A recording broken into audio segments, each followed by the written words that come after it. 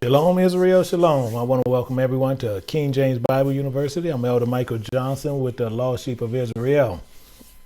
Today we're going to be going through an interesting lesson today. I want to thank everyone for joining, but we're going to be going through the 24 elders. We want to know exactly who the 24 elders are. In 1 second, I want to make sure something else is actually, I had to mute the volume on one other. But we want to make sure we understand who these elders are. You know, many people do teachings and they go to the elders in Revelations and they tell you about the elders in Revelations 4:4. However, they do not tell you who they are. They'll tell you this is the one from each of the 12 tribes of Israel.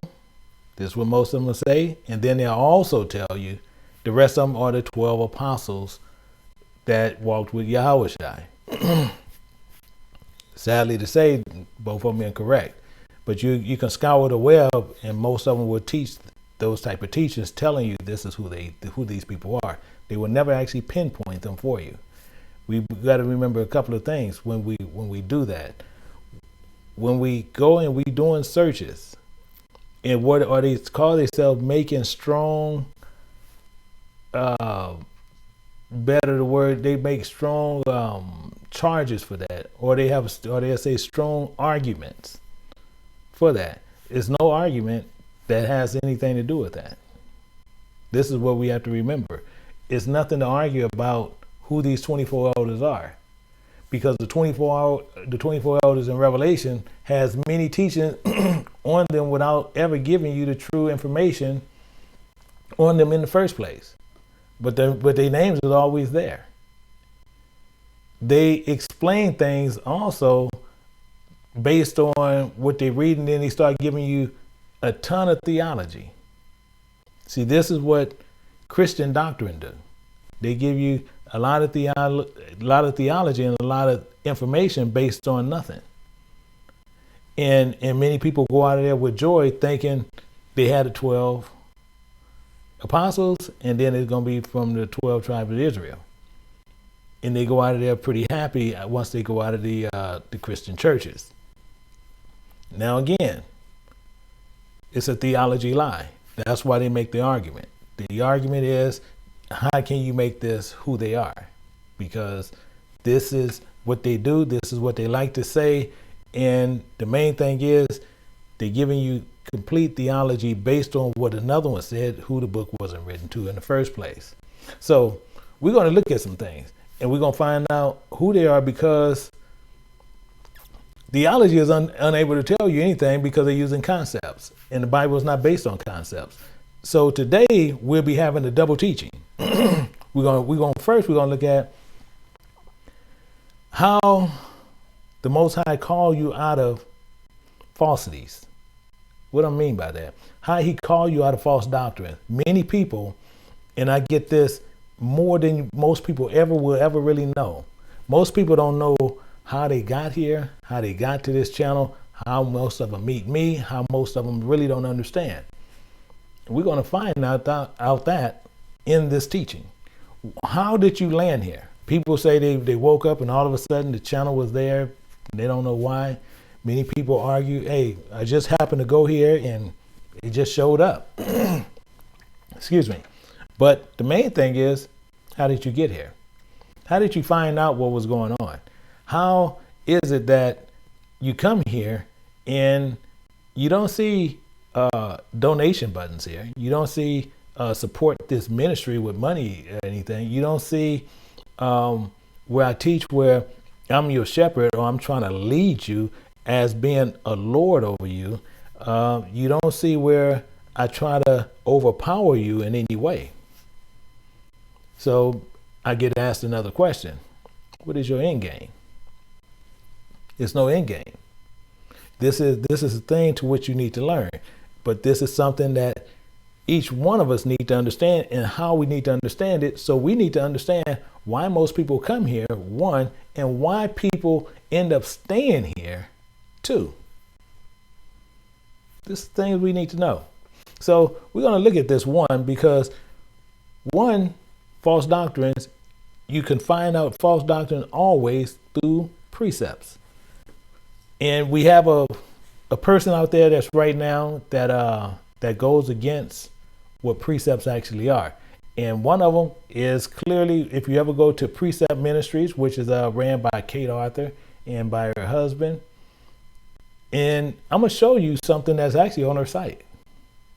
And I copied the image and show it to you. You can go right to the site and you can actually see it yourself.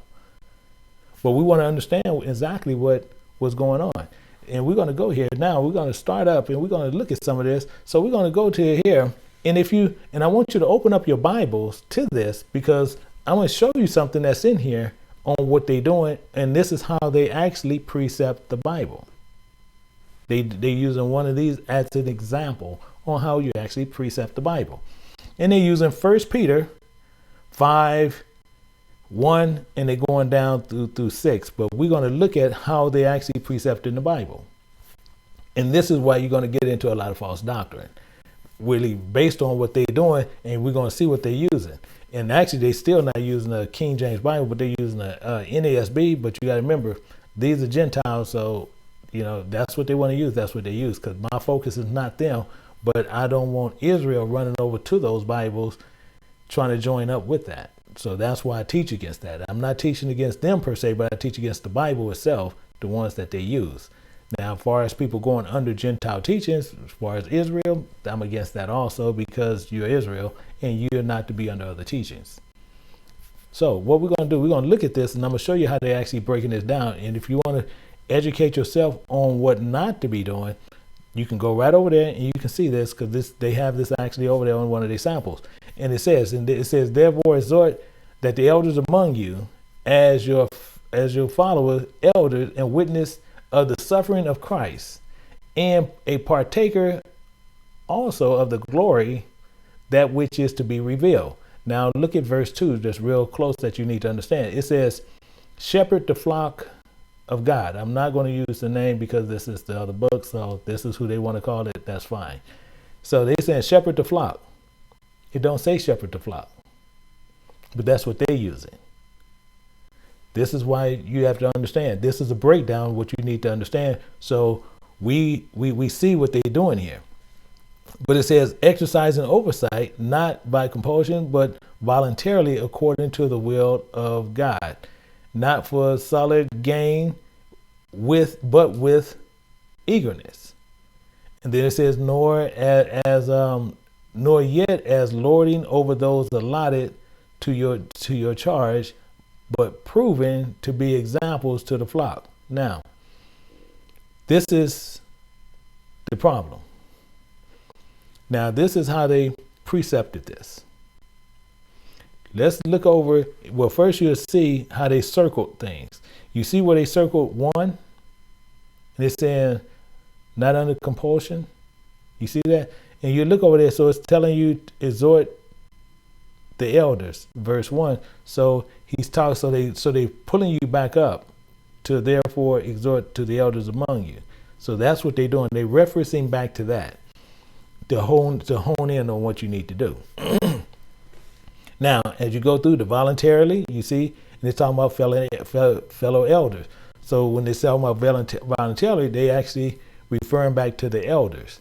So when you look over on the right, when you look at witness of Christ's suffering, now you see they also got 3. So according to the will of God. So you see how they're using the suffering. They're still not explaining anything, but this is where you look at where they're talking about the gain, which is talking about filthy lucre, which they actually look how they have it.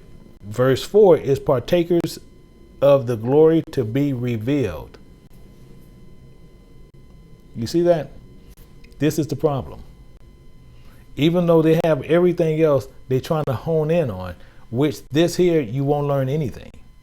This is the problem on how they actually precept. Now, this is over with Precept Ministries on what they're using. So this completely removes out of your mind that when they start taking up money, you won't have no issue, because what they did right here, they're explaining it away. That's the problem. So this is why when you use outside books, this is what you run into. So this is just one of them. So you have to understand when they're going to look at this money and it's telling you the gain and they telling you the glory to be revealed. Yeah, because many of them they're going to get money and they're going to see the wealth that's going to be revealed to them. So we have to watch these teachings and that they're teaching you directly out the book. And this is a Precept Ministries International, something that you shouldn't be dealing with. And same as I said, Kate Arthur is one of the co-founders. Her husband's name is Jack Arthur. This is directly from their site. And they're using 1 Peter 5, 2, and 3, and they're doing this. So, and they got it under make list. So you can see that, and that's what they have. And I can actually read what they have because it's saying make list. It says make a list can be one of the most enlightening things you can do in study. List reveals truth and highlight important concepts. 1 Peter 5, 2, and 3, for example, it contains a sample list regarding the role of the elders shown by numbering the item in the text. It's also helpful to make a list of what you learn about each keyword or person you mark. You see that? This is their quote. And then we have to understand that the Bible is based on precepts upon precept. This is how the Bible is based, not based on this convoluted nonsense what they're saying. So it's not through precepts, they're going to do some other way, but the Bible is completely based on precept upon precept, not upon thought or theology upon theology. And this is what they're doing. So you see here from the Precept Ministry is based on complete falsehood of confusion. This is why it's so important to be part of a true teaching who base everything they do on precepts. That's why it's so important. This is why you hear me say it so much.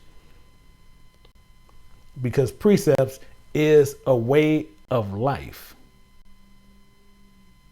Period. Based on precepts is how you're going to live. On precepts. The same as well as you'll find through the precepts, if you don't know them and you are unlearned in them. Understand, if you don't know them and unlearned in them, I don't care how well you know your Bible or how well you think you know your Bible. If you don't know precepts, you unlearned. Because you can get torn apart by precepts alone. The correct thing is to do this. You should join yourself to Israelite houses or join yourself to people who run precepts to where you can learn them. So it's not something to where I'm telling you need to join here just to get to understand the precepts. I'm not saying that. You want to learn precepts here? That's fine. We welcome you.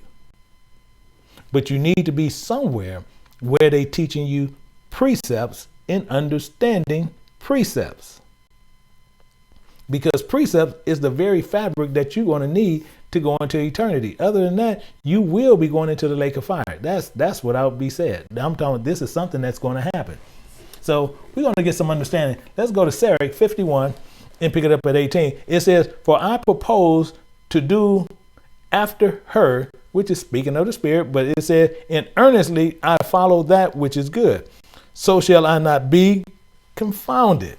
So we all want to follow which is good. That is the Spirit of Yahweh. This is what we want to do, to become sons and daughters of His. That's the key. He gives us the Spirit, and who? To them that obey Him. So many of us heard His Spirit, and we went to investigate. So many people say, how did I show up here? Your spirit heard another spirit that was talking the language of your spirit, and you wanted to investigate what was going on with that spirit. You see it as a person, but you're saying, I need to find out what this person is talking about. So you're going to investigate it. Because it's written on you and you didn't know. The same as Moses. And what did he say? And Moses said, I will now turn aside and see this great sight. Why the bush is not burnt. So the same as many of you turn aside to see, because it's just showing you an image there. That's all it was saying. And here, in speaking of the precepts, you're actually using precept, but you want to see it because your heart wondered at it. You're looking at it and it's looking kind of weird. But as it continued to go down, and when Yahweh saw that he turned aside to see, Yahweh called unto him out of the midst of the bush and said, Moses, Moses. And he said, here I am. See, the Most High will call you out of false doctrine. But are you willing to listen to what he has to say? The Most High is seeing and checking, and he calls you out of false doctrine all the time. He calls you out of the fantasy, out of the doctrine of the houses of Satan. It was a brother I was speaking to just on Thursday. A brother I was just speaking to on Thursday. And he was telling me about his brother who was telling him, he was telling his brother he wanted to learn the truth. He said, man, I just want to learn the truth. But he was still in a Christian church. But he said, I want to learn the truth, though. But now his brother was in the truth, but he was in a Christian church. But he's saying, I really want to learn the truth. So he's telling his brother, and I'm kind of paraphrasing, but I'm shortening it up. And he said, how much he really want to know the truth. And he's seeking Yahweh Shai, but telling him, in the name of Jesus. And all his brother said, now, it seemed like he didn't want to deal with what his brother was dealing with in the truth, but he just said he just want to learn the truth. So his brother just made one simple analogy to him. He told his brother, he said, okay, you go seek the truth, but you'll be back here. You'll be back. If you seeking the truth, and you really seeking the truth, it's not in that Christian church you're going to. You'll be back.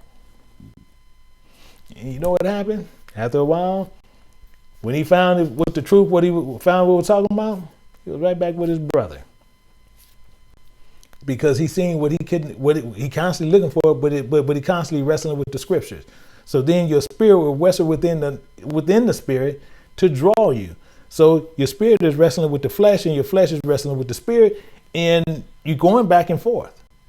Don't know what's going on, but you're trying to find the truth, because the flesh want to feed off Satan's spirit. Is lust. He want to feed off of those things. He want to feed off of things that has nothing to do with glorifying the spirit. And to glorify the spirit, you have to worship the spirit and the truth. So you have to worship him, to which he commands you. Said, don't get caught up on this stuff that's here.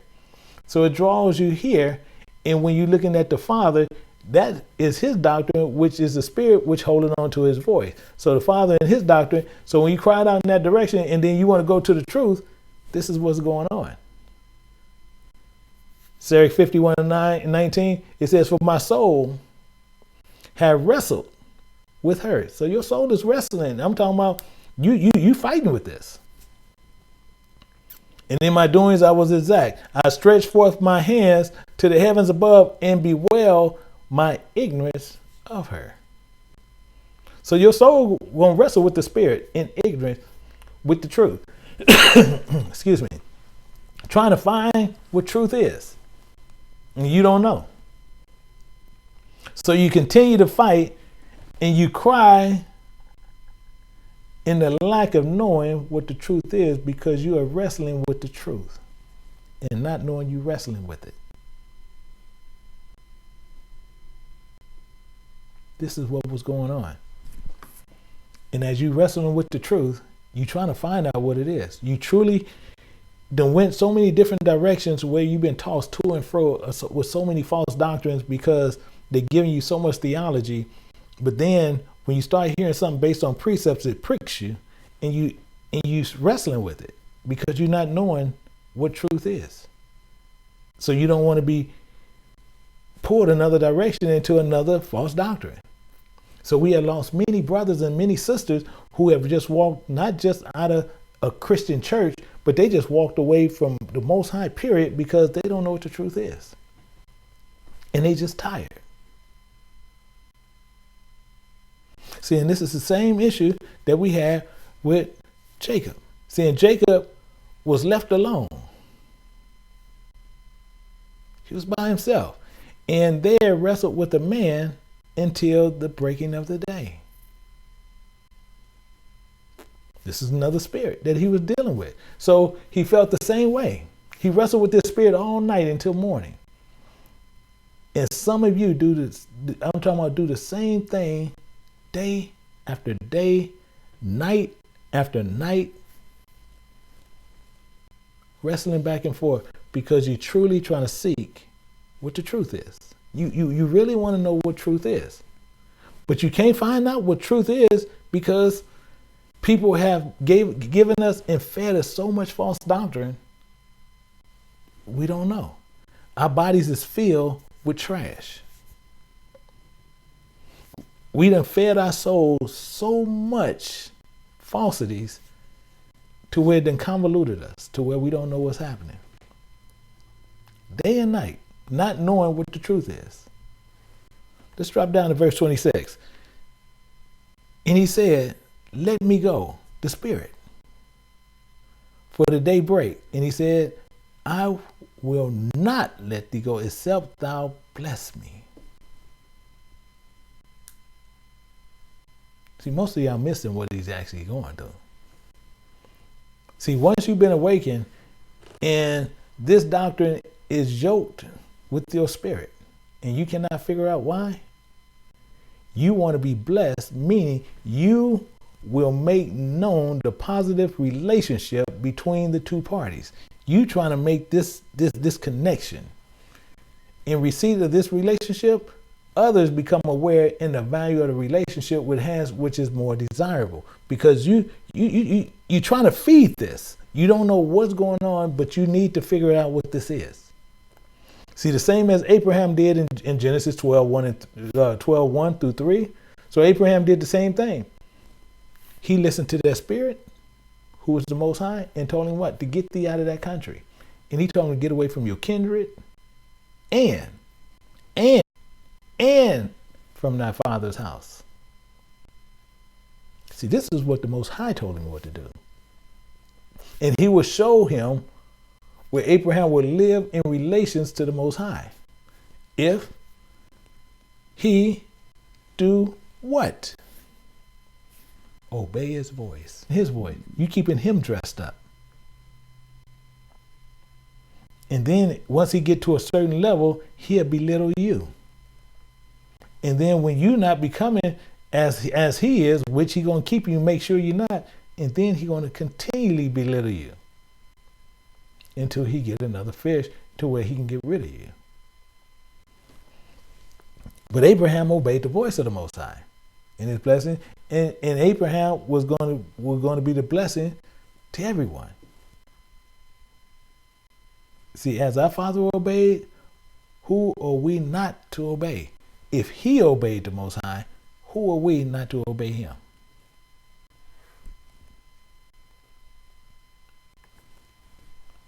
And he said unto him, what is thy name? And he said, Jacob. Now, if you notice, the Most High knew his name, but he wanted Jacob to tell him his name. Because Jacob means nothing but surplanted. That's all it means. So he tell him, hey, my name is surplant. I'll surplant it.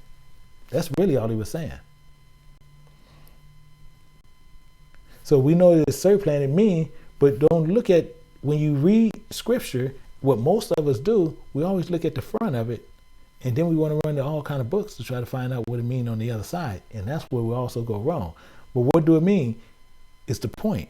It's not what the name is. It's what the name means is the point. To make sure we see what the Most High is saying, watch this. Verse 28, and he said, thy name shall be called no more surplant, no more Jacob. Your name not called that no more, but Israel. As for a prince, thou hast power. Thou hast thy power with Yahweh and with men, and has prevailed. So you be no more called surplant. This is done. That's over with. You will be called a prince of the Most High, Israel, because that's what that means. Israel means prince of the Most High. See, this is the difference, and this is what's going on. So with power of what he's speaking of, the same power that was speaking of in John 1:12, because the word is written upon who? Upon us.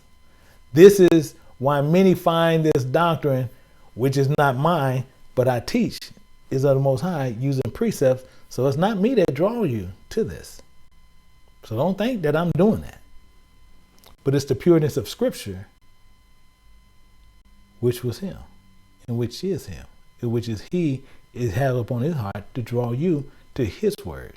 So don't never think that Elder Johnson has pulled you to anything. Because I'm just a vessel, nothing more. His word has drawn you to him.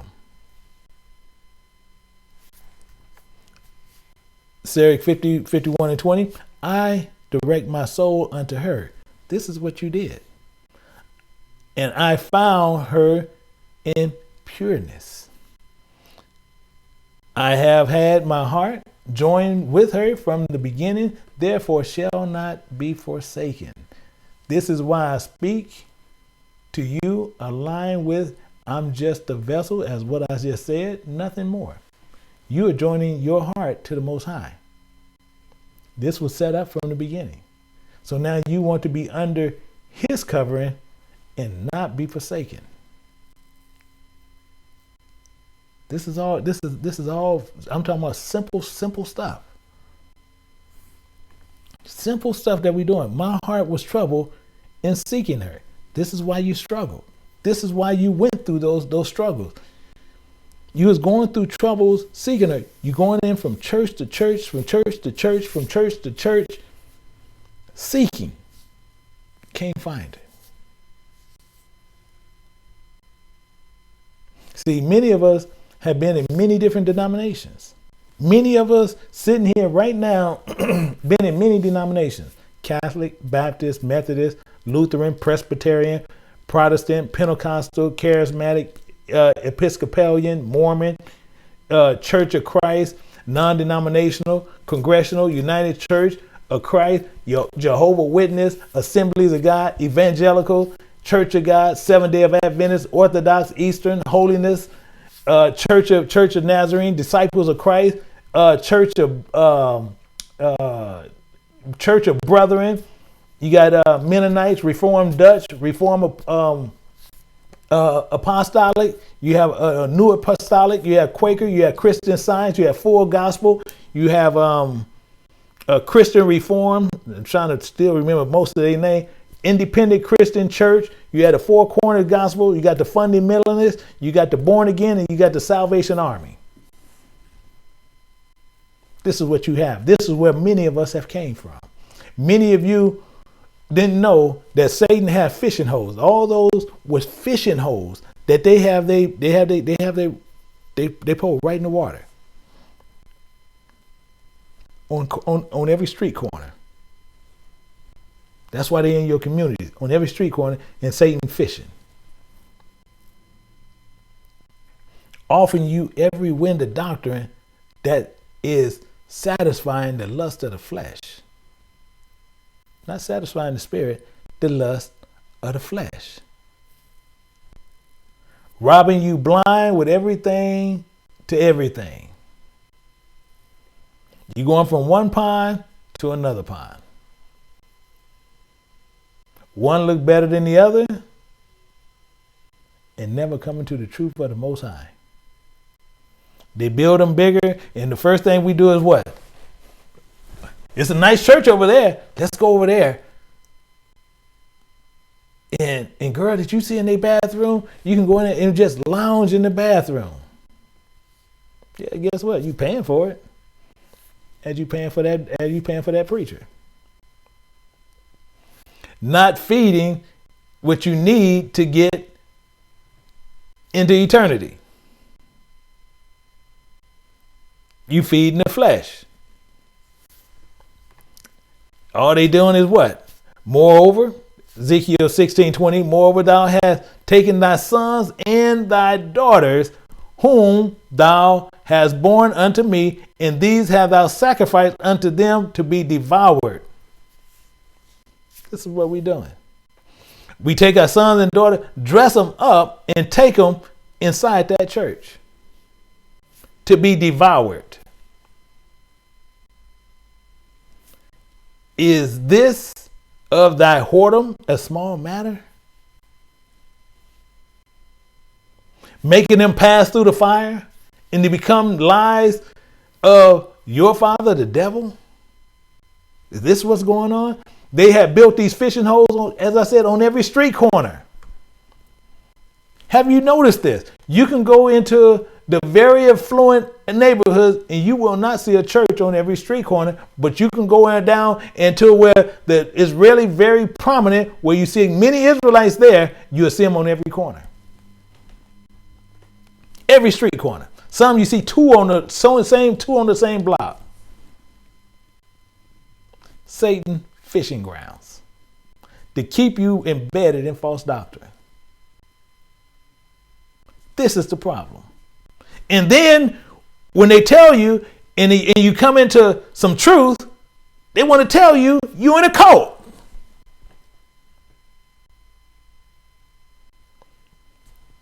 Because you precept in the Bible. Oh no, the Old Testament's done away with.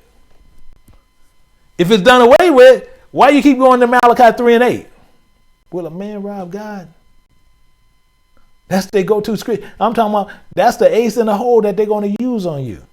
But they'll tell you the Old Testament is done. It's finished. Kaput. And they put these fishing holes on every corner. Making you put your daughters and sons through the fire. Sacrifice for their devourment. This is what we're doing. And you need to notice these in every corner. Every corner. Let's look at verse 21. And it says, thou hast slain my children and delivered them to cause them to pass through the fire for them. This is what we do. Making them pass through the fire because of your lies of your father the devil. Thou hast built these fishing holes on every street corner, and we just run our children right in there. See, many people go, well, yeah, that's what they do. We all done it. So when we come to the Most High, we can't sit there, well, our parents didn't know. They should have known. We can't go there with no excuse. You're gonna go to him with an excuse. Well, we really didn't know, but they didn't know, Lord. So they just gonna be forgiven because they didn't. I've sinned against you. I went into that fishing hole feeding lust. Did you know Sister Patricia just got the new head choir position? Now they got her for the next 10, 15 years because she thinking she the best thing since popcorn.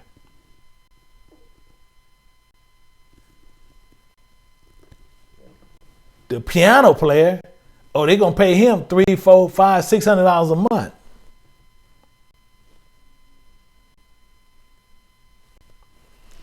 Passing your children right through the fire. Because you're going to make them children go there because you playing. And you're not talking about what he talking about up there. You talking about, boy, did you hear how he played that piano? Man, I thought, man, he way better than Little Richard. Really?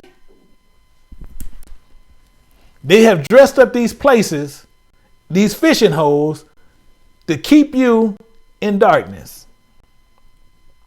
Drop down a little bit. Ezekiel 16:24. Thou hast also built unto thee an eminent place. Thou hast built unto thee an eminent place. Eminent place, better yet, a brothel house.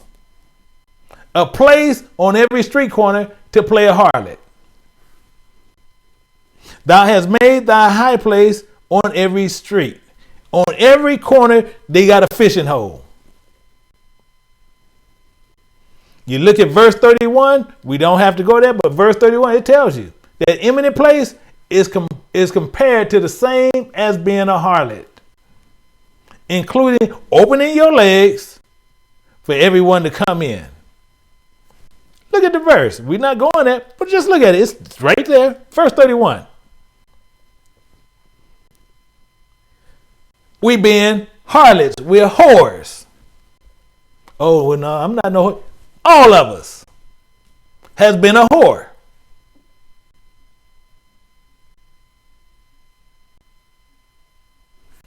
Playing around with different doctrines. Going to fishing holes of Satan. Thou hast built a high place on every head of the way, on every street corner, and has made thy beauty to be abhorred. So the beauty is supposed to be of the gospel. We done turned that to be hated. False doctrine. False doctrine. And that have opened our feet on every one that passed by. Wide open. Come on in here. I'm going to give you something good. I'm going to feed that spirit really good. And I'm going to open up my legs. But then I need you to drop off something before you walk out of here. They even got ATMs in them now. So if you're short on cash, they know you got your ATM card. The devil fishing hole. And then when you don't want to add up to it, you in a cult. Many of you don't even go to church and you study the book and you communing with the Most High, and they sitting there, why are you reading that and you can't come to the church? He don't dwell in places made with hands. Well, now if you can't come to this fishing hole and you can't support this church, you are the devil. Telling you right there, thou hast built thy high place on every headway, and thou hast made thy beauty to be abhorred. And thou hast opened thy feet to every one that passed by. Open your legs wide open. This is what we do. This is what we get into. We done open our legs up, and what it's telling, and multiply thy whoredom.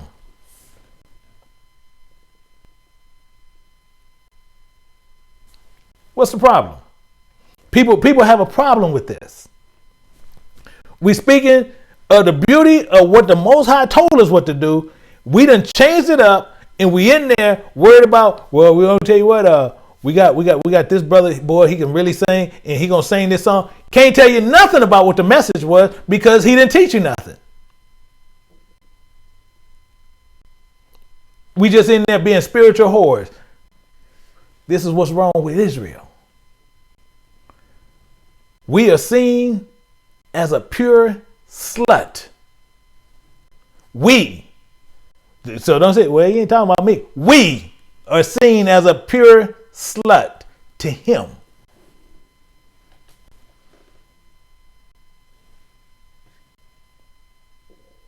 We supposed to be chasing to him, and we playing a whore running in Satan's house. Soon as he goes, we go into Satan's house and open up our legs and take every false doctrine he throw at us. And he didn't even change it up. He dressed it up different ways. How weak is thy heart, saith Yahweh. Ezekiel 16:30. How weak is thy heart? How weak is it? Seeing I do all these things and work of the imperialist, whorish woman. How you do it? See, people, well, you know, elder, well, this is what I was just obeying my pastor. You got to book yourself. You wasn't seeing these contradictions. See, we had a lot of people who were sitting in there seeing a lot of contradictions, not understanding what's going on. And they sitting there, excuse me, what is going on? Because The Bible's saying different what this saying, and you go ask the pastor said that, no, what you're doing, you're not rightly dividing the word. See, I'm going to interpret this word for you to where you can get it, but what you're doing, you can't do that. No, don't read that Old Testament, because that Old Testament done away with. Just listen to what I'm saying. Whorish woman. This is what we compare it to. A whorish woman. Me and some of the brothers, let's go over here to this church. Being a whore. Okay, yeah, we're going to tell you, in the evening, we're going to go to that church. Why? Because we sleep with anything. Getting all kind of diseases. We go over here, get one STD. We go to the other one, get another STD. We go to another one, get another STD. This is what we're doing. How weak is your heart? How are you to continue to do these things? This is why we are awakening many of us, and we was whores, was against the Most High. Just being ignorant. The Most High has given many of us the ears to hear and eyes to see.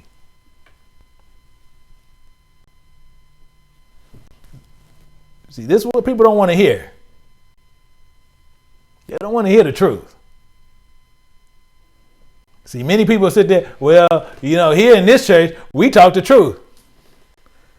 Call every one of your people who watch you or come into their thing, call them a whore. Oh, I'm going to get up out of here. I ain't going to give him no money. Because we all are. We all done hoard ourselves around to every kind of God that was out there. We all was whores. Every one of us.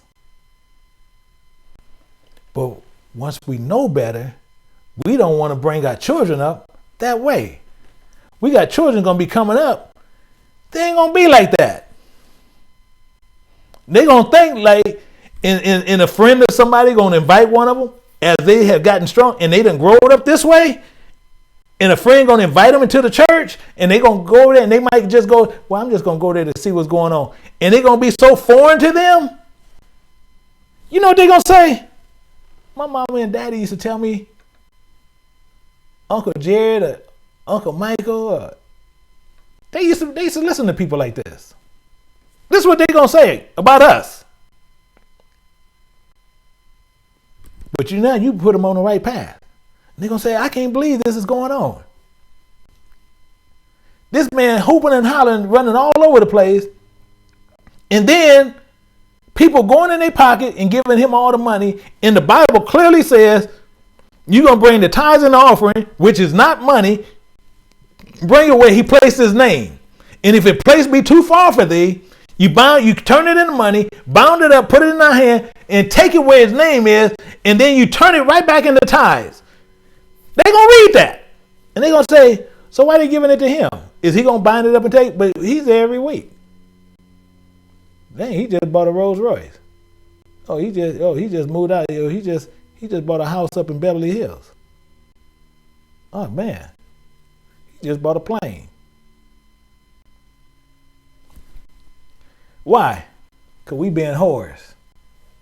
He pimping us. So you'll speak and your reward is this life. Let's look at something. Sarah, 51:22. And Yahweh have given me a tongue for my reward, and I will praise him therewith. You see that? See, he's setting us up. Draw near unto me, you unlearned, and dwell in the house of the learning. See, this is what he's telling you to do. Dwell in the house of the learning. Don't dwell in the house of the unlearned. See, many are unlearned and need to be quiet and learn. What do I mean by that? See, we have many who sit there and challenge learned ones and sit there and say, well, it don't mean that, it don't mean it. And they just sit there and just throw out stuff what it don't mean, because that's their understanding, because what they got from somebody else, which they still not learn. Why? Because they didn't even do the precepts on it. So since they didn't do the precepts on it, they think they learned and they're not. This is the problem. See, and you have many love to challenge not knowing nothing. Just something they just learned yesterday. You need to be first One, in class, learn and be with the learning. You got learning, and then they're gonna be learned, and they're gonna show you different ways. But you have many who gonna come against you who are not learned, and many of most Christians gonna come against you with their theology, telling you that they're learned by pulling something together that they didn't know what they was talking about, and you're gonna sit back and just look at them and just say, "You truly are a Christian." And all I'm saying, see, most Christians might have some watching us right now saying, "Well, see, he still recognize." No, Christian just means stupid. Because so when you hear Christian coming from me, don't never think I'm doing it in a positive way. I like to make that perfectly clear. When I say Christian, I never say it in a positive note. Never.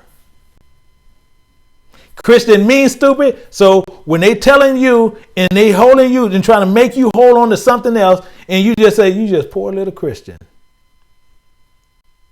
You just poor little dummy." That's what I do. And that's a deal. Yeah, I am a Christian. I sure am. You just don't forget it. Yeah, you so Christian you don't even know it. You so stupid you don't even know it. See, that's Christian. This is what we have to understand. Wherefore, are you slow? And what say you of these things? Seeing your soul is very thirsty. See, many of our souls are real thirsty, and we want to know what the truth is. Nobody want to be stupid forever. See, your soul is thirsty for the truth, but it's not being fulfilled, the thirst. So your body and your soul will die. How? Because you're not feeding your soul. This is the problem. This is the problem that we have. We sit there and we go through things and we sit there and try to tell people, we're going to tell you what, I done been through this school and I done been through that school, and I'm one of the baddest person in seminary that there is. And didn't learn nothing.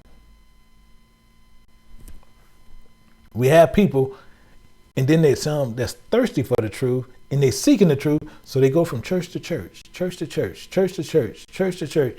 And then when they get a hold of something, that spirit tells, "Hey, hold up a second, hold up. This sounds different." All of a sudden you start getting cut with the truth here, cut with the truth there. You want to get away from it, but it's telling you so much truth. You just standing there just, boy, I'm just getting cut. Dang, he even cutting himself too. Actually, he even joining himself to this cut meeting. Because we was all whores.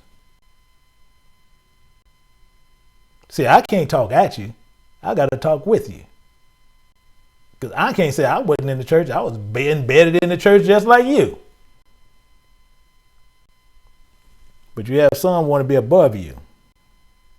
Nah, I'm an example to you. I'm able to walk out of it. You walk out of there with me. Come get some truth. We all are thirsty for this word. I opened my mouth and said, "Buy her for yourselves without money." They don't want to use that. See, this is what they don't want to see.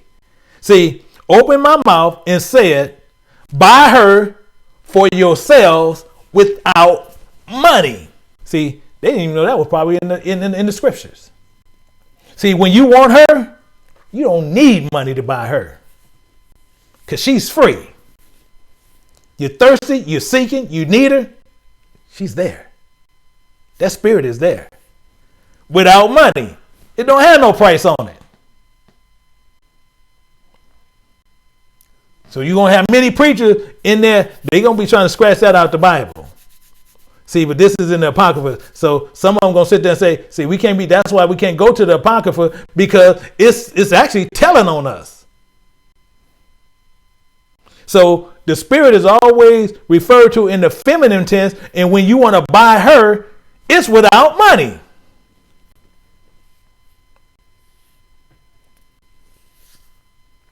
You thirsty? He going to give you a drink. You're thirsty, he going to fulfill your thirst. You're thirsty, he going to say, no, this is free. Turn aside when he call you. He ain't asking you for nothing. Obey my voice. Not mine, his. Not going to cost you nothing.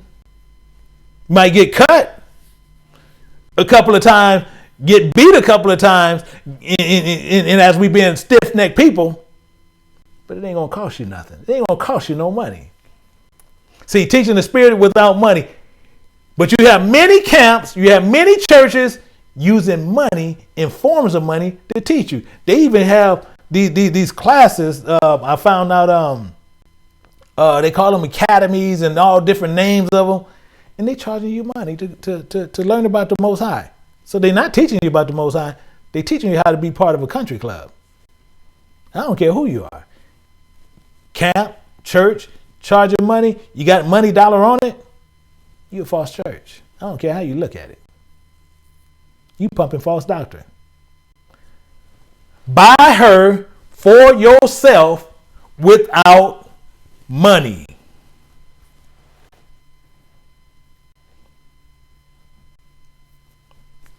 What part are we missing?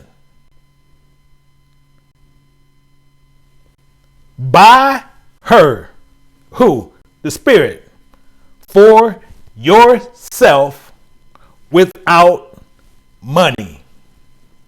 Because you can't put a price on it, because if it was, you couldn't afford it. This is the problem. People sit there and really irritated me at one time, but I was able to overcome that. They sit there and people see me when I show myself on there. They'll sit there and they like to look at some jewelry that I have on, which I'm only really wear two, which I wear my wedding ring and I have on a watch. And they want to comment and they focused in on my watch. They focused in on it. Sent me an email. They didn't put a they sent me an email. What about this gold watch you got? I work. You don't see no donation sign. See, all that did is threw a rock at him or threw a rock at one of his relatives or his own father himself. I work. And I bought it. They had an issue with that. But that shows you the cynical and how silly people do. Because now they no longer listening to what the word is. They done focused in on the delivery from the vessel that it's coming from. And now they looking at how the vessel was dressed on there. And they say, "Ron, tell you what, how they get that watch? Don't worry about how I got the watch. I work legally." This is the problem people like to do.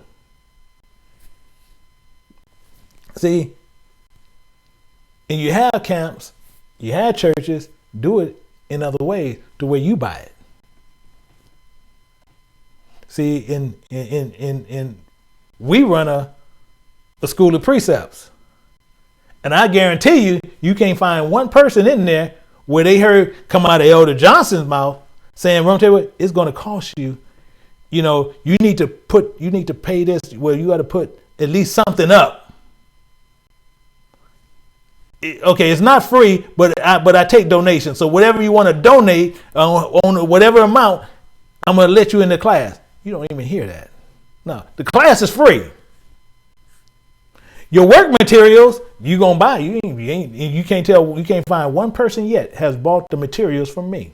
Because all you need is your Bible. That's your study material. This is what they do. Buy it without money. Put your neck under the yoke and let your soul receive instructions.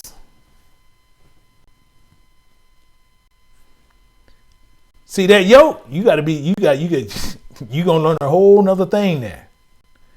And it's saying, and you see where put your neck under the yoke and let your soul receive those instructions. Why? She is hard at hand to find. Really. You ain't going to find that truth everywhere. That's all that's saying. She is hard at hand to find.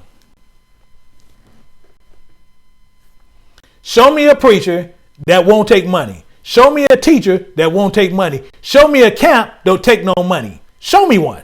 One. Not three. One.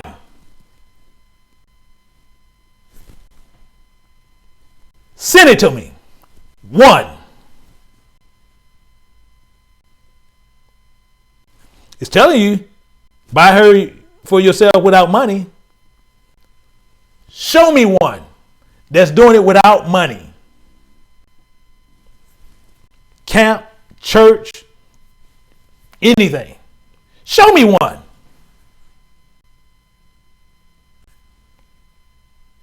That's hard to find. Because see, the ones that's hard to find is the ones not charging you money. Because guess what? They going to tell you what you need to know. They can care less if you don't like it. Because these are not my words. As I tell you all the time, I don't work for you. I work for the Most High. I tell you the truth. And as you get the truth, you don't like it. Excuse me. You don't like it. Guess what? Tough. Hey, we all got to deal with this. So if you want to sit there and you want to pick up your ball and go play in another camp, that's what you do.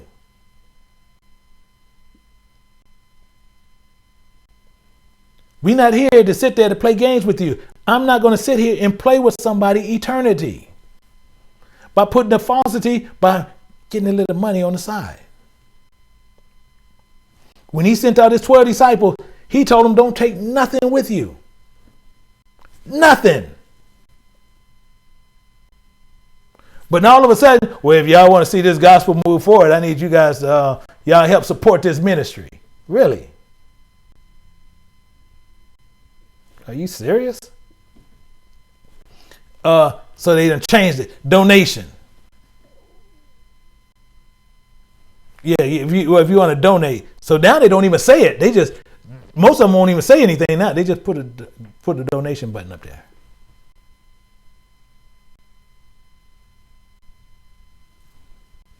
They sitting there, Elder Johnson, what's your end game? It ain't no end game. See, I'm loaded in heaven. That's where I store my treasures. I don't need to store no treasure here. What you gonna pay me? Giving me some money to put me on a fast track to hell? And every preacher that's taking money and they know they were doing it wrong, and you got the same ones doing it wrong and didn't know they were doing it wrong. See, when they get up there and they say, Lord, Lord, guess what? Everybody already know what the end result is. I don't know you. Y'all paid. Y'all workers of iniquity. I don't know you.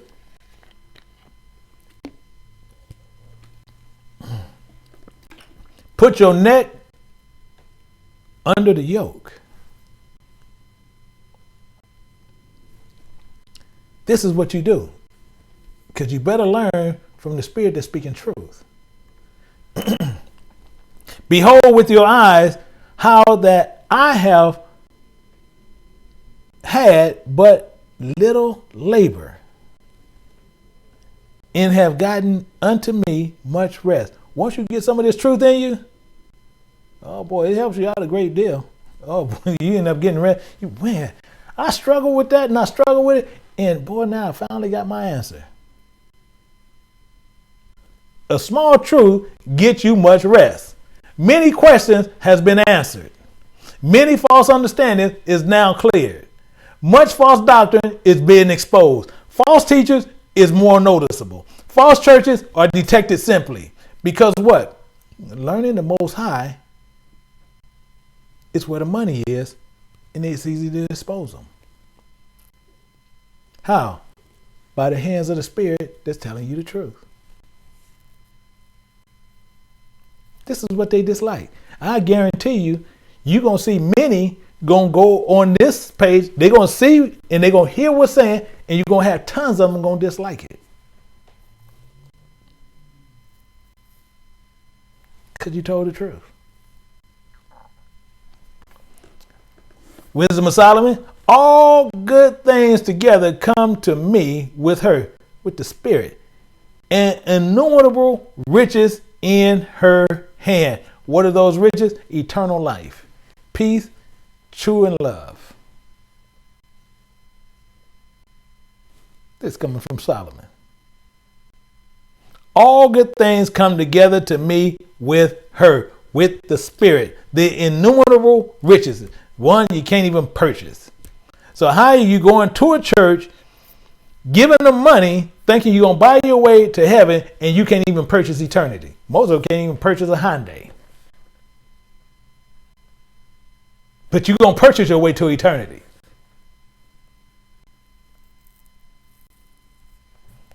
Survey 51, picking it up at 28. Get learning with a great sum of money and get much gold by her. Oh, wait, what are you saying? The great sum of money and get much learning by her? See, some of you need to get understanding and knowledge, which is the learning of him through the Spirit. This is the much gold in the Spirit. Oh, I thought he was talking about money. No. See, and get much gold by her. See, what she got is gold. See, this is the money that this one's talking about. See, this you can't get. This is why we have to understand what's going on all the time. Let your soul rejoice in his mercies and be not ashamed of his praise. See, we have to continue in this thing. Work your work be times, and in his time, he will give you your reward. Oh, you're going to get that money. And your work must be quickly and speedy and learn of the Most High. You receive your reward. You're going to get paid. You want that eternity? Oh, yeah. You're going to get this. Let's look at Matthew 11:29. He says again, and we just seen this, take my yoke upon you. Didn't we just read that? And learn of me. For I am meek and lonely in heart, and ye shall find rest unto your souls. Didn't we just read this? And Yahushua is repeating the same thing. This is the only way we'll find rest, period. So we are in the water. What we need to know. So the water most people don't need to find out. That's the knowledge that feeds you. It feeds what? It feeds your soul. But guess what? They don't get that either.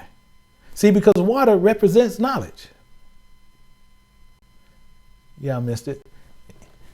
Okay, let's try this again. And see, in my class, I know they know what I'm talking about.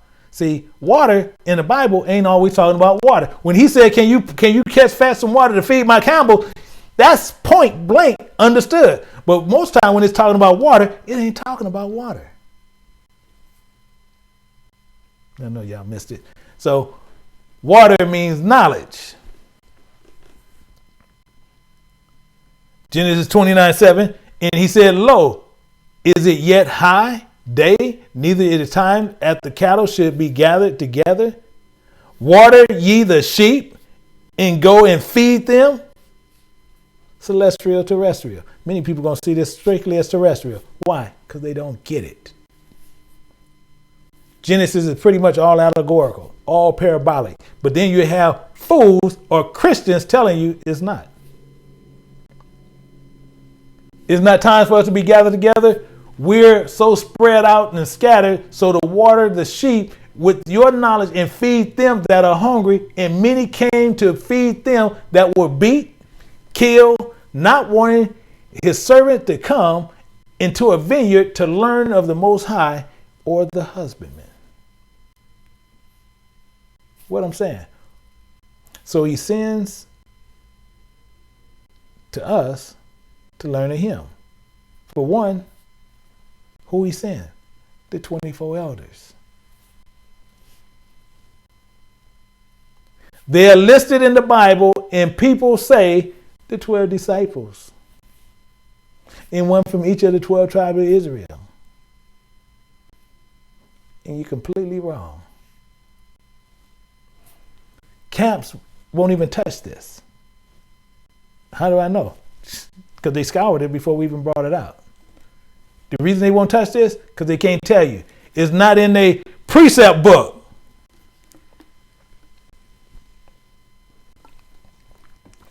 This is the problem. Go look in Timbuktu, because I know they purchase outside books. Go look in Timbuktu or one of the other ones and see is it there. But you're not going to find it. So what we're going to do, we're going to walk down the street. We're going to walk together. And we're going to get this understanding, including the names of why others was unable to do it. So we're going to start with this parable and how the elders actually went through all kind of problems. And then we're going to break it down. So what we're going to do, we're going to walk hand in hand. And we're going to commune with one another. We're going to get this understanding. We're going to find out what's happening. We're going to find out.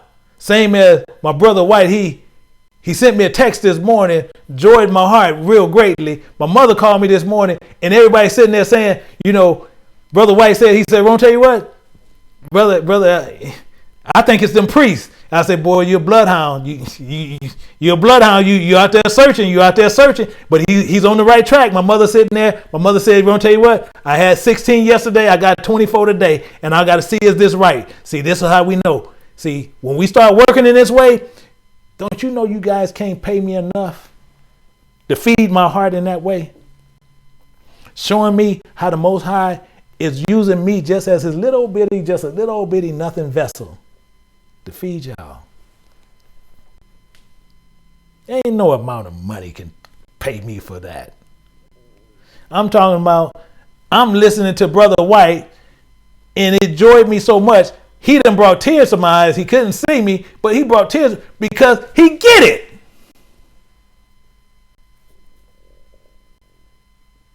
My mother get it.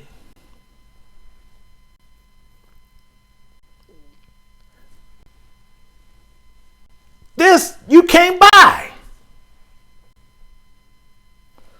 But he allows me and shows me the joy by showing how people get it.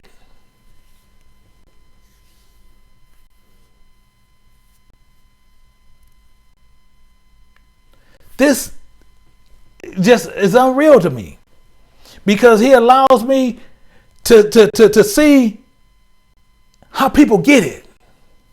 Not to glorify me, but they get him and draws it to him. You can't pay me enough to see that. Won't tell you what. We'll pay you to do that. No, I like seeing that because you changing a life. Put a price on life and see if you can buy one. If your life was on the line, you would pay whatever amount that you had to equal that life. If it was up for grabs. So let's get started. We're going to start this out with a parable. Let's jump down to Mark 12:1. And it says, and he began to speak, who? Yahushua, to them by parables. So this is what he opens it up on. See, he opens this up on parables. Always open it up on parables. And he always works on parables. This is the only way that he rolled at all times. And we're going to find out who these people are. And we're going to name them. So he said, and he began to speak to them in parables. Terrestrial side, in allegories. A certain man planted a vineyard and set a hedge about it and digged a place for the wine fat and built a tower and let it out to the husbandmen and went into a far country. Some of y'all missed that. He planted a vineyard, a garden, and he hedged it, as you still see. And most of y'all might have went to the movie. Y'all might have seen Black Panther. You see all the people, just all Israel was in there. He hedged around it. See, don't let them fool you. They know what's going on. But that ain't the point. We're gonna hone in on this. No other people was in that garden but them. See, the garden is where his name is. Eden was Israel. See, you just go to Amos 1 and 5, you'll see it all, but that ain't the point. We gonna hone in on these elders. And then, however, he planted his vineyard and he hedged it in the place, and he had a wine press there. See, that's that wine fat. And you will not know the way because he hedged it. Let's get some understanding there. Job 3 and 23. Why is light given to man, whose way is hid, in whom Yahweh have hedged it? He give it to the ones he want to know it. The Most High gives and hide man in the garden in Jerusalem. And then he clothes us with skin and flesh for a certain reason. Job 10:11, and it says, Thou have clothed me with skin and flesh, and have fenced me with bones and swine.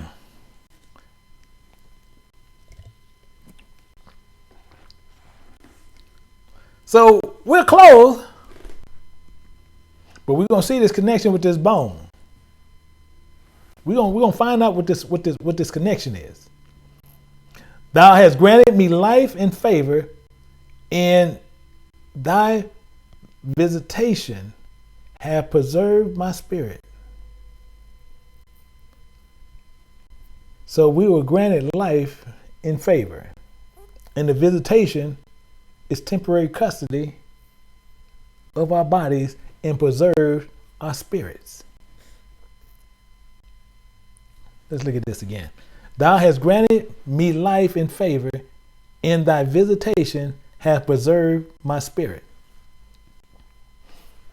We were granted life and favor, and the visitation of the temporary custody of our body will preserve our spirit. You see that? Let's look at a little bit more of it. And these things have thou hid in thy heart. What? His word. Jeremiah 33:31-33, it states clearly what he's doing. He hid that in our hearts. This is what the Most High do. See, that's the beautiful thing. It's all connected. I know that this is with thee. See, we know this is with us. However, the connection with the bones, we're going to see something. We can find that in Ezekiel 37:6. And I will lay swine upon you, and will bring upon your flesh upon you, and cover you with skin, and put breath in you.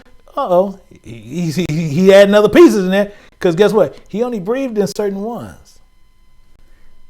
And ye shall live, ye shall know that I am Yahweh. Clear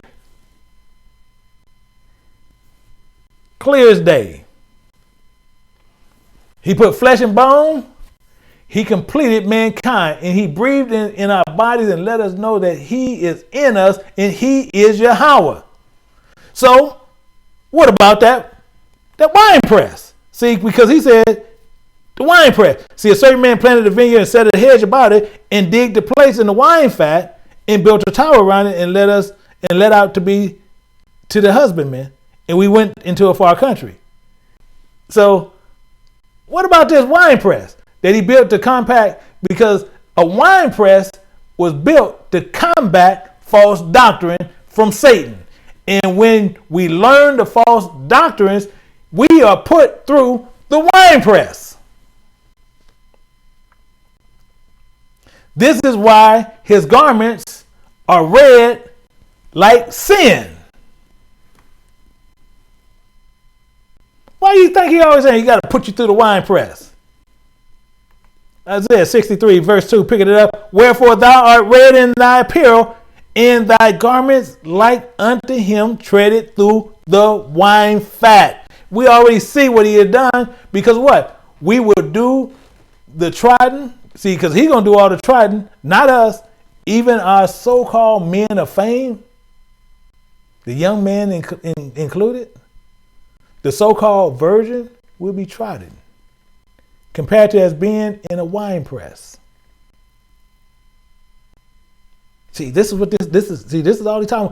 See, everybody gonna sit there. They want to go to these other type of preachers, and they gonna tell you everything opposite on what you should be doing, and they gonna tell you don't do that because they know and can't precept their way out of Cracker Jack box. Lamentations 1:15. Yahweh hath trodden under foot all my mighty men in the midst of me. All of them got trodden. A lot of people, we're gonna tell you, I love Martin Luther King. Martin Luther King did everything.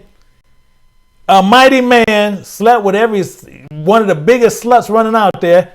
Do a teaching on it, go see it. You see all the facts, everything laid out right there, and show you even how he lied on the Bible. Clear. But they'll sit there and tell you how great this man is. See, this is the problem. See, he has called an assembly against me and crushed my young men. Yahweh has trodden the virgin, the daughter of Judah, in the winepress. Because you're under false doctrine. The Most High is doing everything to send everyone, and you're still bringing forth wild grapes. You're still continually doing the same thing. Isaiah 5:2, and he fenced it and gathered out the stones thereof and planted it with the choicest vine and built a tower in the midst of it, and also made a winepress therein, and looked that it should bring forth grapes. He looked, and it should bring forth grapes. And it brought forth wild grapes. The tower of refuge, and same thing in the tower of salvation. See, 2 Samuel 2:23 tell you that he made a wine press, and the grapes was wild, whorish. That's all he's saying. Worshiping all things but the right one. This is what the problem was. Now, O inhabitants of Jerusalem. So it's telling you now Israel, that's all it's saying, because the inhabitants of Jerusalem, he talking to Israel. And men of Judah, judge, I pray you, betwixt me and my vineyard. So between him and his vineyard, this is what he's talking about. This is what he's getting into. Israel is not making a choice between the Most High and men. We are to put our trust in him and go. This is what we should be doing, but this is what we don't do. We want to put our trust in men. Verse 4. What could have been done more to my vineyard that I have not done to it? You see how the Most High is actually breaking this down. He's sitting there talking about he done everything for us, and he's saying, what can he do more to get us to get it?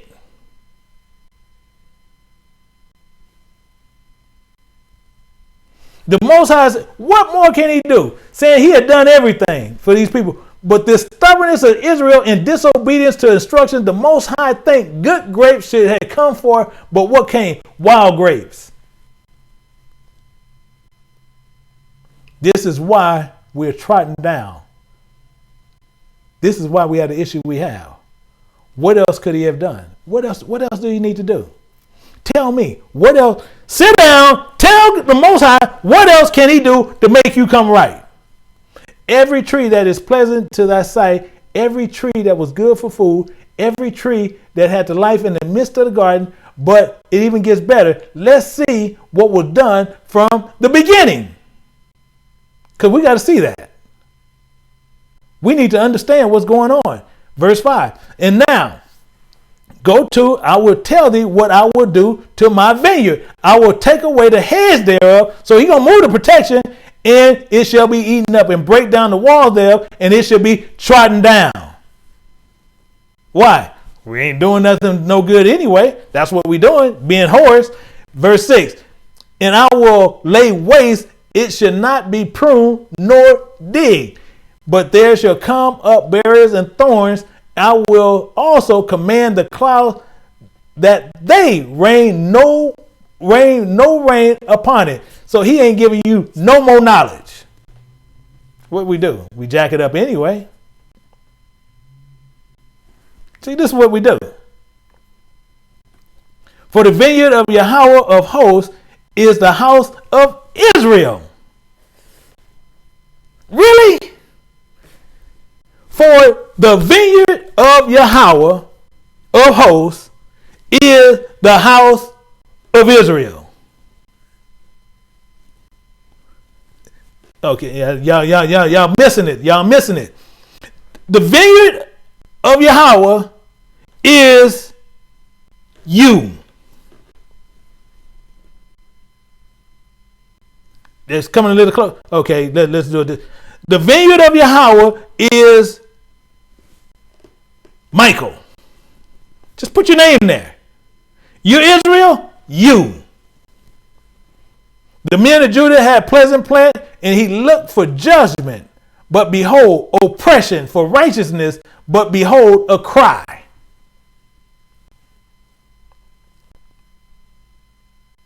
But it gets better. He given what else can I do? What else can I do is all he's saying. Let's look at Genesis 2 and 10. It says a river went out of Eden to water the garden. And from thence it was parted and became into 4 heads. Now I'm gonna tell you something else. You got many camps out here. Many camps. You got many churches. This separates, cuts, dice, everything. Because they'll never tell you what this is. This is too allegorical for them. This is why they don't talk about it. But we get ready to find out what this means as we go on down this walk to find out who these people are. So we know right here, this river, for the understanding of the proposed doctrine, is life. That's all. This also signified the truth of abundance, serving the rational of self. See, the river and flood also signifies temptation of life. See, now I don't have a precept in here, but I'm going to take my time on it because we're going to walk through this and we're going to get the understanding of this. So I want you guys, everybody, open up your Bible, go to Isaiah 43 and 2, and we're going to see on the precept on what I just said on what this is, because it tells you about the doctrines of life, and we're going to see what it signifies about truth and abundance of serving the rational life. So we're going to look at Isaiah 43 and 2, and it said, "Thou passest through the waters, and I will be with thee, and through the rivers, and thou shalt overflow thee. When thou walkest through the fire, thou shalt not be burned, neither shall the flame kindle upon it." Why? Because you're getting knowledge. You're getting truth. Jot that down. Eden is Israel within the garden. This is where the name is, in Jerusalem. In the 4 heads, we need to speak, and we're going to break things down also, because we need to know. He said, everything we want to know, he'll tell us. So we need to find out. Verse 11, in the name of the first is Pison, in which compass the whole land of Havilah, where there is gold. Really? Do they break this down for you? See, this is the problem that we have with Israel. They want to sit there, put themselves on high and mighty, charging you money, but they can't tell you what the Bible is saying. This is the problem. The first head was named Pison, which compassed the whole land of Havilah, where there is gold. First, Havilah signifies a celestial self. Go look it up. That's what most people would. Well, I'm going to go check this in my concordance. Yeah, okay. Go look in your concordance. Your concordance ain't going to even tell you. Because they don't know. So, what do this recommend? What is this? This telling you, which is called the church. Havilah. Guess what else it's called? Eber.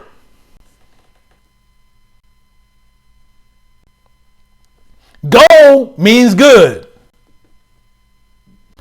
Pison signifies the intelligence and knowledge of faith originating in the love which you will see in where? Let's go to Genesis 11. Well, actually, we're going to hold right there, but we're going to go down and catch this in 1 second, and we're going to clear that. But let's hit verse 12. It says, in gold and onyx is good.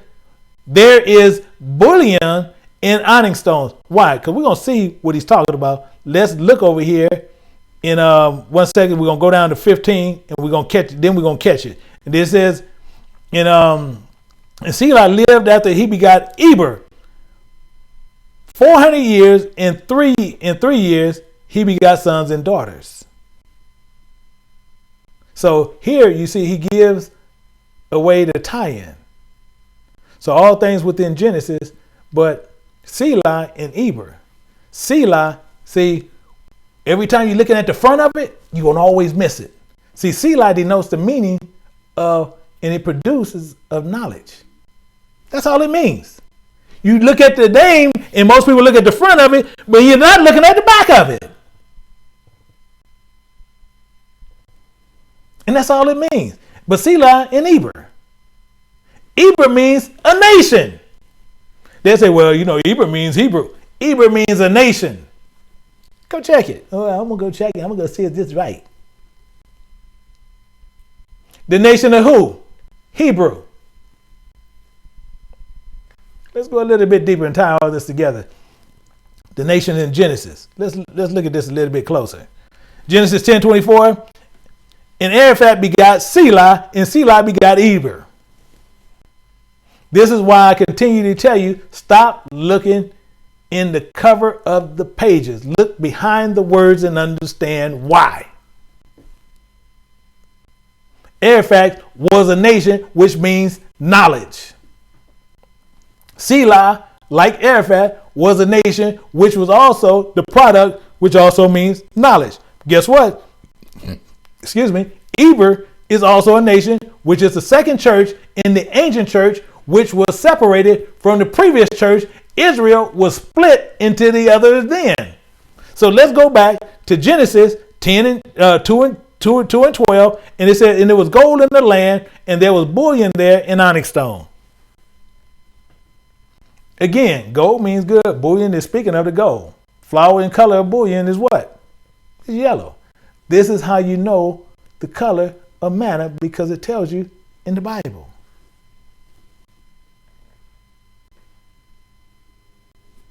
This is part of the problem here. This is why we need to make sure we don't get tied up in all this stuff.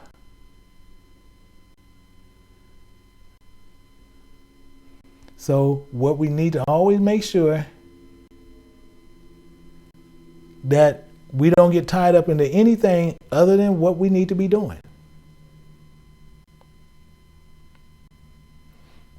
So we'll make sure as we go through, and we're going to look at this manna. Let's go to Numbers 11:7. And manna was coriander seed, and the color thereof was the color of what? Bullion.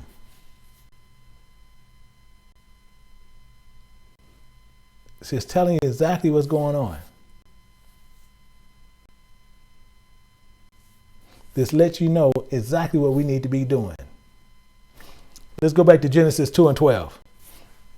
It says, "And the gold of the land is good, and bullion is in the onyx stone." So this also talking about the onyx stone, which is part of the breastplate. However, in the name of the second river was Gihon, and it encompassed the whole land of Ethiopia, which we need to find out. See, because we're going to end up having to break that down. And see, the second river was Gihon, and the same of that was encompassed the whole land of Ethiopia. So we need to break this down and actually understand what's going on here. So let's break this down. The name of Gihon signifying knowledge and relating to the goodness and truth. This went around the entire land of Ethiopia, which encompassed the whole land of Cush. The land of Cush means the mind, mental power. Mind consists of the will and understanding. Remember, this will be the understanding that's going forward on this. This is why we need to understand what's happening. And the second was the first river of Pison, and it referenced the will, and what it said in the second river is referenced the understanding. This is which is a condemnation for good and the truth there where it belongs. Genesis 2:14, and the name of the third river was Hiddekel, and it was which goes forward to the east of Assyria, and the fourth river is Euphrates. And Euphrates is the third river, which means to signify the reason of clarity and lucidity for reason, which give you towards the Assyria and Euphrates.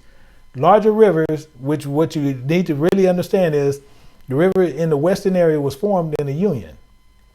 What you look at when you look at your Bible maps, you also see where it's in Asia Minor, you got Karasu, and you also got Merifat Suyi, which is a source of the central place where the rivers all flow generally together, southeasterly directed about 1,800 miles until it reaches the Persian Gulf, which all those rivers just join together, which is all it's talking about. And all those rivers just signify on what it was speaking of. So which bring you to the signification which you'll see in Psalms 80:9. And it says, "Thou preparest room before me, that I do is cause me in deep root and fill the land." What he's talking about, he's talking about the land of knowledge. That's why he's using those rivers to make you understand what was going on. This is why he does that. And the hills were covered with the shadow of it, and brought there was like goodly cedars, because it was planted right there by the waters. So they started on the way in the way of Assyria, and did what? Jeremiah 2:18, to make sure you're clear. "And now thou hast do the way of Egypt, and drink the waters of Syre," which you went right back into this false doctrine. "And what hast thou by the way of Assyria? To drink the waters of the river." This is what is going on. This is why we do that. So we need to make sure what is happening.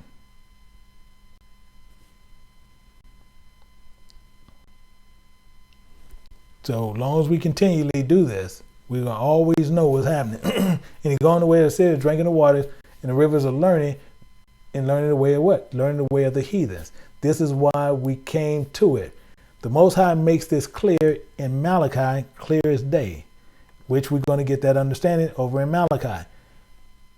"Then she that is my enemy see it, and shame shall cover her, which said unto me, Where is Yahweh thy God? My eyes shall behold her," which is the spirit. "Now shall she be trodden down in my mirror of the streets." You see that? See, our spirit has now become of our own enemies. This is what we're doing to ourselves. So it's become our own enemies, and the shame of the spirit covering the flesh, and where the Most High has looked and back and see where many have given you to the truth of the word as a nation, and it's supposed to revive our spirits. So not our spirits are trodden down in the streets. So he sends us many to learn of him. We need to stop and look at his words as he continue nothing more, and stop walking over his word of truth. This is what he wants us to do. He wants us to stop doing this. So in that day, the walls are to be built. And in that day, the degree be far removed. Why? In that day also shall come even to thee from Assyria, and from the fortified cities, and from the fortress, even the river, and from the sea to sea, and from the mountain to mountain. This is why we actually went over to and you had to go to Genesis, because you had to learn the truth, and one which it tries to tell you and is destroyed and hidden from the truth. This is why the Most High took away his hedge from around us and let it lay waste. We will not receive rain or knowledge from him, because we have forsaken him, his laws, his covenant, and learned from another. This is why he has done that. This is why we had to go through the parable. Isaiah 5:5. And go to, and I will tell, and I will tell you what I will do to my vineyard. He getting ready to tell us what he's going to do to his vineyard. I will take away the hedge thereof, and it will be eaten up, and break it down the walls thereof, and it should be trodden down. So this is what he's going to do to the vineyard. He's going to take away the hedge and let it go into what? Going from one doctrine to another doctrine. Why? Because your heart is not seeking him. This is what we need to be doing. This is why we have to make sure we hold on to what he's talking about all the time. And I would lay it waste, and it should not be pruned nor dig it, but there should come up berries and thorns. I will also command the clouds that they rain no rain upon it. Why? Because he's going to clear it. For the vineyard of Yahweh of hosts is the house of Israel, and the man of Judah has a pleasant plan. It has looked for judgment, but behold oppression, and righteousness, but behold cry. Why? Because Israel from the beginning, back to Eber, the man of Judah, he looked for righteousness, and he had judged us because of sin. Why? Then with the oppression, we had to come and keep not his commandments, no righteousness in the land, in the vineyard, in the nation of Israel. So he sent the 24 elders in the vineyard, and no one can find them. So well, today we're gonna find out who their name are. And not did Yeshua say this, because he said this clearly in John 14:13, which we're going to get into it. It says, however, anything that you ask in my name, that will I do, that the Father may be glorified in the Son. So he said, whatever we ask in his name, he'll do it. So he even repeats this again when we get down to 14. If you ask in my name, anything in my name, I will do it. So anything that we ask in his name, he'll do it. But the only thing that we can't find out is when he retires. Because he said that's something that he did not tell us. He did not give that to us. And that's something he don't even know. But those things we can ask of the Father, we can do. And all he's saying is, if you love me, keep his commandments, and these things he will do. This is what he will continually do. So he tell you, in the season, he sent the husbandman, a servant, that he might receive a husbandman from the vineyard. We're going to find out what's going on. And he caught him up and beat him up and sent him away empty. This is what? This is one of the elders. He's beaten down spiritually. Verse 4. And again, he sent another of them, he sent unto them another servant. And they cast stones and wounded him in the head and sent him away shamefully handled. Why? Because this servant was stoned in the head and sent him away shamefully. Verse 5. And again he sent another, and they killed him, and many others. Many others. Make sure that's your key that you need to remember. Beating some and killing some. This is what was going on. Verse 6. Having yet therefore one son, he well beloved, he sent him also last unto them, saying, they will reverence my son. Why? Because he was the one. But those husbandmen said among themselves, this is the heir, let us kill him, and the inheritance be ours. This is what's going on right now today, because they believe that they can get the inheritance because they got rid of the son. But this is not true. So we're going to find out exactly what's going on. So they took him, killed him, and cast him out of the vineyard. Why did they do this? So once they snatched him up and did all that, this is also how the kingdom was actually taken by force, which if you also look at Matthew 11 and 12, it tells you the kingdom of heaven suffered violence, and violence taken by force. So Isaiah 5:5 also repeats the same thing. It also repeats the same thing about the vineyard and what he would do to his vineyard, because it was destroyed by the husbandman. This is what it's talking about. So we will give vineyards to others in Israel, which was taken from. However, many of us see the evil ones on the top and think these are the ones who make league with, and that's what we do. This is what is wrong to do that. The earth do not belong to them, the devil or Satan. However, many of us cross over because these 24 elders have died in one fashion or another. So the key is, we want to see one thing, but we're going to hit verse 9. We're going to go right into it. So therefore, the Lord should do when it comes to destroy the husbandman and give the vineyard to the others. So the thing is, Revelation 4:4. Rounding about the throne, there were 4 and 20 seats upon the seats, and I saw 4 and 20 elders set clothed in white raiment. They had on their heads crowns of gold. So the 4 and 24 elders speak about them in Mark, which we also see, and that's what it was coming from. They were clothed in white raiment and crowns of gold. But guess what? Good old or good men, but we need to find out who was these in question. And when we want to find out the question, I always go to my man Idris, always, because Idris is one of the nosiest prophets in the Bible. He's a go-to guy that I go to. And Idris saw on Mount Zion, which we already know at Mount Zion, whom could not number, in praises of Yahweh with songs. So Idris seen something without number. But in the midst of them, he saw a young man of high stature, taller than the rest. And upon every one of their heads was set crowns. It was more exalted, which I marveled at greatly. This is Idris talking. See, so we know Yahushua wasn't no short man. We know he's a tall man because Idris is actually telling about him. But watch this, verse 44. And I spake to the angel and said, Sir, what are these? Now you see this? You see how Idris is actually asking the question. But he gets better. Verse 45. And he answered and said unto me, These by which have put off mortal clothing and put on immortal, and have confessed in the name of Yahweh, now they crowned and receive palms. But it gets better. Then I said unto the angel, What young person is it that crowned them and give them palms in their hands? You see how Idris wanted to know everything. Crowning him, who gave him palms, and Idris asked him the question behind question behind question behind question. This is what Idris does. So he answered and said unto me, It is the Son of Yahweh, whom thou hast confessed in the world. Then began I greatly to command them and stood so stiffly in the name of Yahweh. So this is what's going on. So again, whosoever ye ask in my name, I will do that.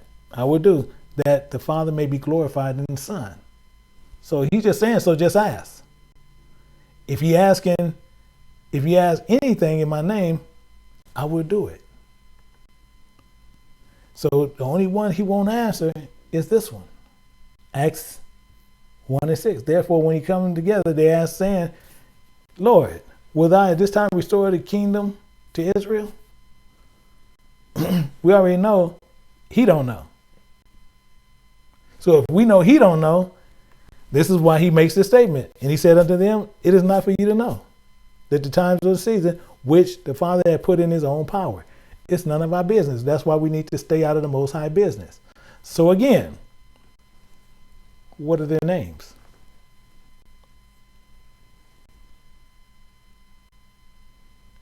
So let's look at this, what they name. And I'm going to do these in alphabetical. So let's look at the first one. The first one is Amos. So you remember that. I'm doing them in alphabetical order, so they're not in order. They're in alphabetical order. What I'm doing them in. Excuse me.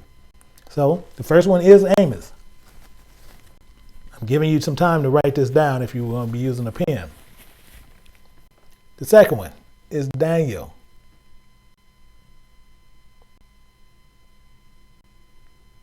We got Daniel. The third one is Baruch. This was Jeremiah scribe, and this is where I show you, I referenced that in Jeremiah 36:26. Also let you know that Baruch was Jeremiah's scribe, but this is the other one. Verse 4, Elijah. So as people, I gave some of these to my class last night. So if you got some of these names, you check it against there, but then I'm going to still ask you a question at the end.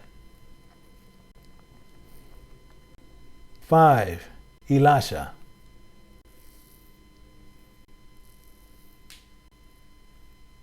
You got it? We're going to go down. We're going to keep going down. The 6th one is Enoch.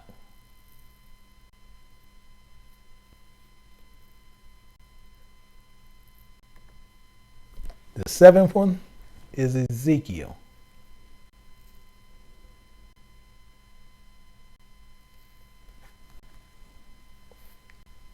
You got it? The 8th one is Haggai.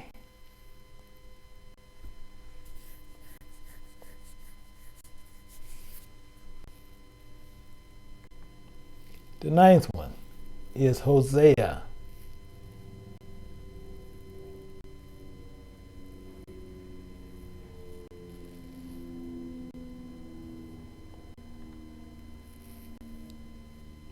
Ten is Isaiah.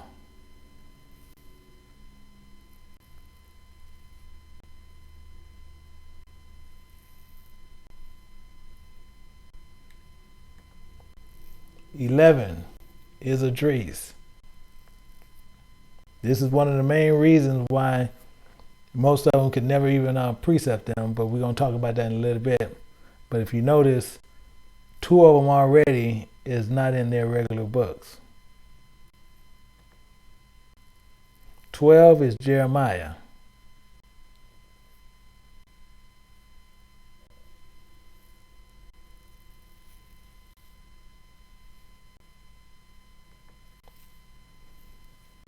Thirteen is Tobit.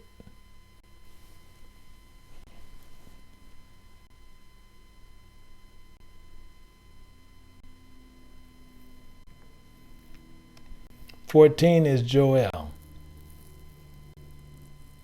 These are the ones that went through. These are the elders. See, because most people always mix it up where they're trying to depend on elders and they don't look at them as anything else. And this is why they really made these mistakes.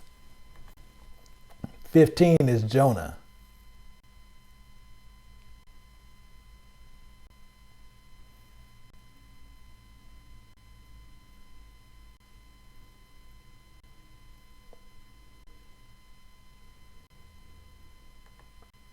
Sixteen is Malachi.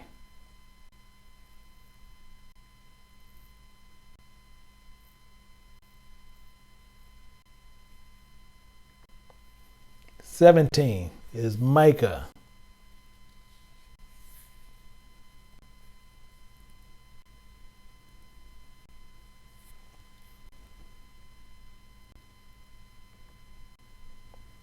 Eighteen, Moses.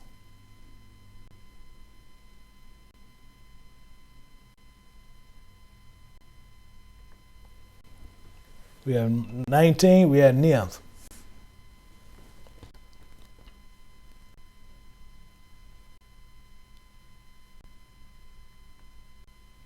20, Nathan. It's most of you guys who did them last night. You're going through it. Make sure you're writing this down. 21, Obadiah.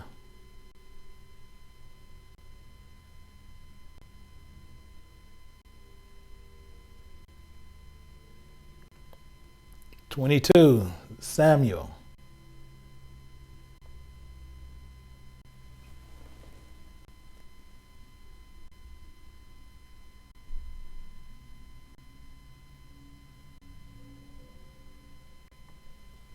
23, Zechariah.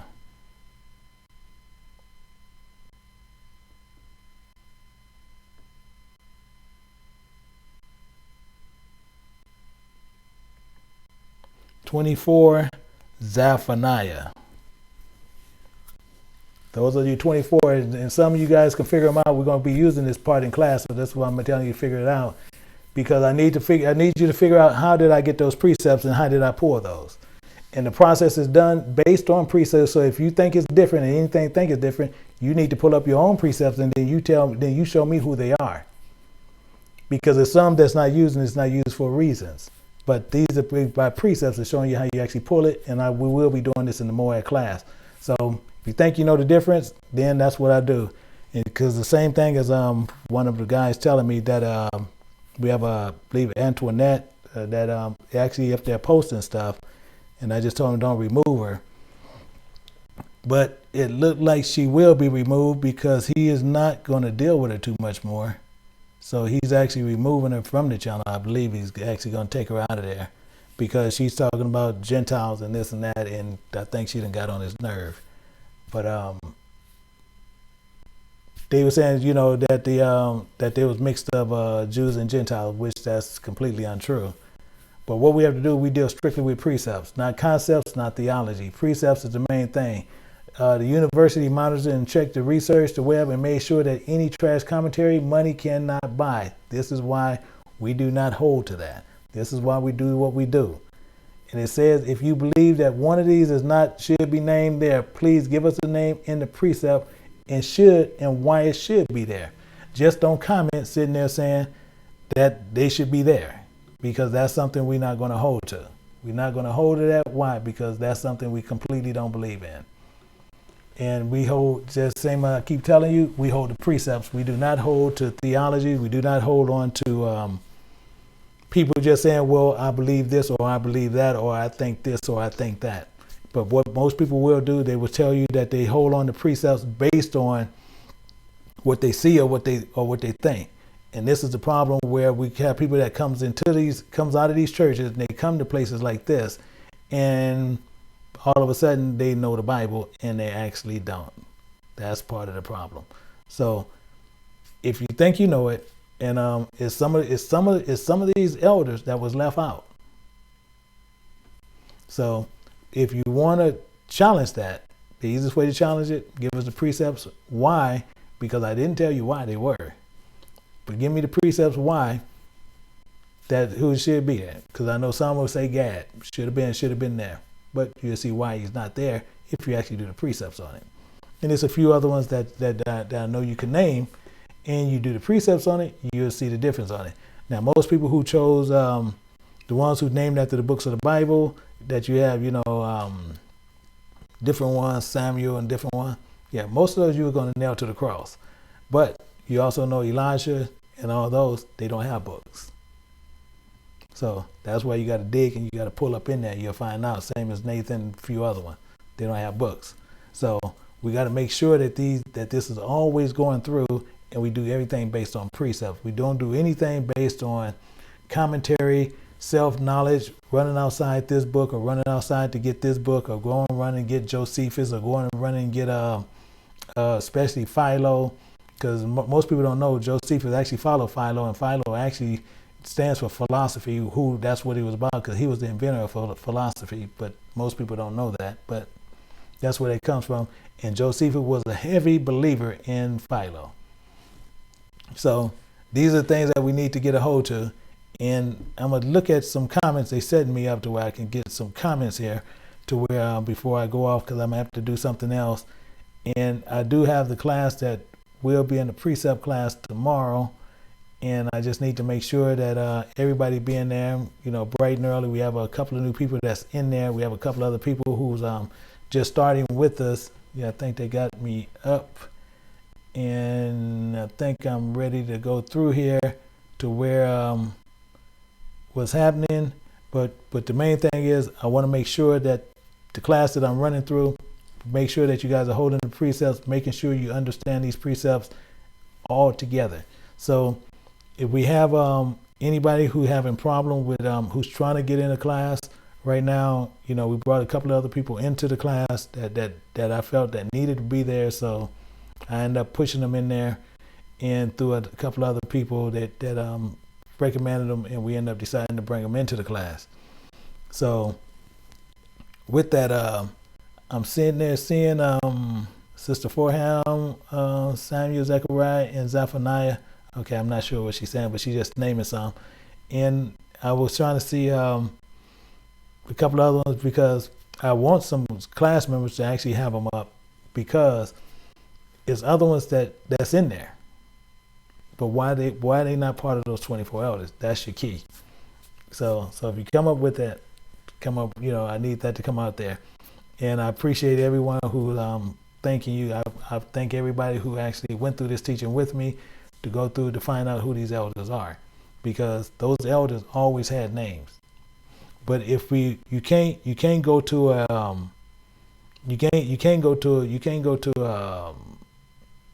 rodeo without a rope. But that's what they do, because they take out majority of your books.